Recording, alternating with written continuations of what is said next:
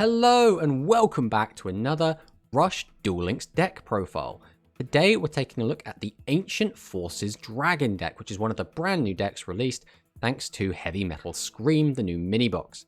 This deck basically plays around Ancient Arise Dragon. This is the main boss monster of the deck, and it basically facilitates its underused effect. So Ancient Arise Dragon primarily, back in the physical release of Rush, was used as a 3000 attack monster, basically. 2400 during your opponent's turn, and when it attacks goes up to 3000. Pretty good. The other effect of this card was pretty much left by the wayside because we have to use these weaker level 6 monsters to facilitate it. So for the most part, people are like, it's not worth brooking up my deck with these useless level 6s. So instead of that, we will just use it as a 3000 attacker and go with that. But because of our skill, we can make good use of our wimpy level 6s. So our skill, Ancient Forces, is actually really strong. So this skill can be used if the only monsters with 1400 or more attack in your deck are dragon types. So that's a very good restriction to begin with. It means that we can't play specifically Canaan, which kind of sucks, and we can't play the 1500 beaters, but other than that, it doesn't really limit us that much, which means we can play, for example, the Seahorse engine. Requirement none. One face-up level 6 fire or water attribute dragon type effect monster on your field gains 1000 attack to the end of the turn. Then you can send one level 6 water or fire attribute dragon monster from your deck to the graveyard. So the way we want to use this is we want to use this on one of our level 6s, boost it to either 26 or 28, which are very relevant numbers because they are both bigger than 25, and then we can dump the other one to the graveyard, which is then fuel for Ancient Arise Dragon's effect. So if we go and take a look at our Ancient Arise Dragon, the effect is, if we have Clear Ice Dragon and Burning Blaze Dragon in our graveyard, we can shuffle both of them back into the deck. If we do, we can destroy one face-up monster with 1500 or less defense on your opponent's field. Now notably, this will not destroy absolutely everything, but it will destroy Being Keto.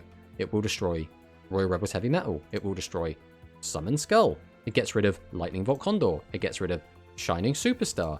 It gets rid of Spice the Elite Noodle Ninja. It gets rid of Seven's Robe Magician. And most importantly, Multi-Strike Dragon Dragius. So all of these really powerful cards do get completely destroyed by this card. Notably, it does not work on Piercing Dragon Bunker Strike, and it does not work on the Warriors in Kimirula and Yamirula because their defense is just too high. I guess, should also note, it doesn't work on either of the Legend cards in Dark Magician and Red Eyes Black Dragon, but how often that's going to come up is, I don't know. Basically, being able to pop a monster and then attack for 3000 is really good. And because it puts those cards back into our deck, all we have to do is summon out one of them and then get them back into the graveyard again. And we can keep reusing this loop again and again, which is very good. So our Burning Blaze Dragon is an 1800 attack monster. We can place one level 5 or lower dragon type monster from our graveyard to the bottom of the deck, destroy a face-up field spell. This is useless right now. This is basically says you can destroy Forest if anyone's playing Forest. And spoiler alert, nobody's playing Forest. So Burning Blaze Dragon basically is a vanilla. As for Clear Ice Dragon, this card has a few more applications. So it's only 16, but it does have 1600 defense, which is nice. That does come up occasionally. But we can place one level 5 or lower dragon type monster from our graveyard on the bottom of our deck to shuffle up to 2 monsters from your opponent's graveyard into their deck. So first off, shuffling a card back into our deck can be really good. We can put back our Ancient Arise or a Multi-Strike Dragon Dragius that have already been used back into our deck to hopefully draw them out later. On top of the fact we can shuffle cards from our opponent's graveyard back into their deck, which means if they have a bunch of light normals to facilitate the Seahorse Carrier, we can put those back into the deck. The same principle applies to the Sports Dragons. We can start throwing the Sports Dragons back into the deck, or Karibot, put those back in the deck to try and stop our opponent from being able to facilitate cheating out a bunch of monsters all in one turn. But looking through the rest of the cards, we have Multi-Strike Dragon Dragius because it's really good, it turns out. It turns out, who would have known, Multi-Strike Dragon Dragius is the best card in the game. But always going to be fantastic, 2500 attack, and notably, 2500 is very actually important for this deck because of Widespread Ruin. So if we think our opponent has Widespread Ruin, we can always play around it and protect our Dragius by boosting either our Clear Ice or our Burning Blaze to be bigger than 25, meaning they will take the brunt of the hit from the Widespread. We can also do the exact same thing with Ancient Arise, because we'd always rather have Multi-Strike Dragon Dragius during our opponent's turn because it has the most attack points. It's the hardest thing for our opponent to deal with, and it's the easiest thing for us to protect with our other traps, being the barrier. So being able to protect Dragius and actually have a way to play around Widespread Ruin is huge. Widespread Ruin will always kill something, but being able to have a bit of control over what it's going to destroy is very powerful. Next up, Seahorse Carrier. This is probably also one of the best cards in the game right now. being able to easily get back a monster to basically summon out and use as another tribute is always going to be fantastic. Seahorse Carrier is the easiest way to do this. We don't have to have it be the only monster on the field. There's a lot of different targets for it in the deck, and it doesn't lock us into only attacking with level 6 or higher, so it's just the best version of this card. Next up, we're on 1 Phoenix Dragon. Now, Phoenix Dragon is very, very useful in this deck because we can use it to get back either of our level 6s if we really need to, we can use it to get back our Dragius, and we can use it to get back Ancient Arise. The only reason we're not on 3 Dragius and we've decided to include 1 Phoenix Dragon is because we want to keep the number of tribute monsters quite low. As you can see right now, we're playing 5 double tributes and 3 single tributes for a total of 8 high-level monsters, which feels about right with the introduction of the new spell traps. We don't really want to go any higher than that, so we've gone with the 1 Phoenix. I've seen some people on 2 Phoenix and they drop a Dragius, but I like this ratio at the moment. Next up, we are on 1 Speedy Performer. We're on this because this does come up occasionally. Being able to boost a monster's attack can be really good, and it's another way to play around things like Widespread and the Barrier. So it does come up occasionally, but the reason we're only on 1 copy is because its body is quite weak. The best way to use this is to summon out, boost a monster, and then immediately tribute it off and get something else going.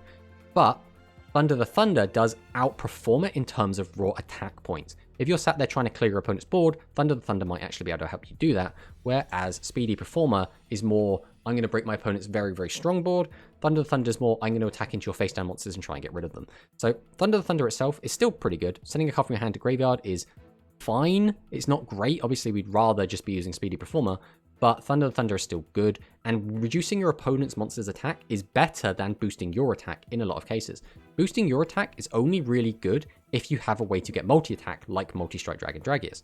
Reducing your opponent's attack effectively means all of your monsters on the field have gained something from that monster being weakened. If you attack into it and your opponent protects it with, let's say, Music Princess's Recital, you can still attack it again with another monster who is above its current attack. And then if your opponent has something like the Barrier to protect it again, you then could attack again with a third monster and try and clear it. So weakening your opponent's monsters is always better than strengthening yours unless you have a way to get extra attacks.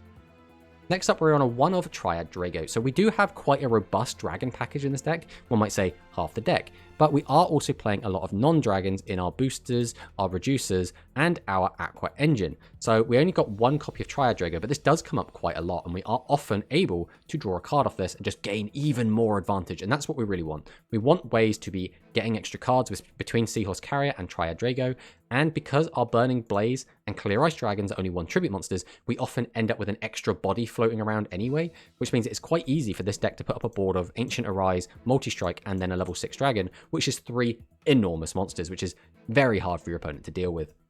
Next up, 2 Kana. We can't play our beloved Kanan, so we've gone with the Kanas. We're on 5 total in 2 Kana and 3 Lamoon. This is just the highest defense, and this is just the highest attack. There isn't really much reason other than that. They're what we have.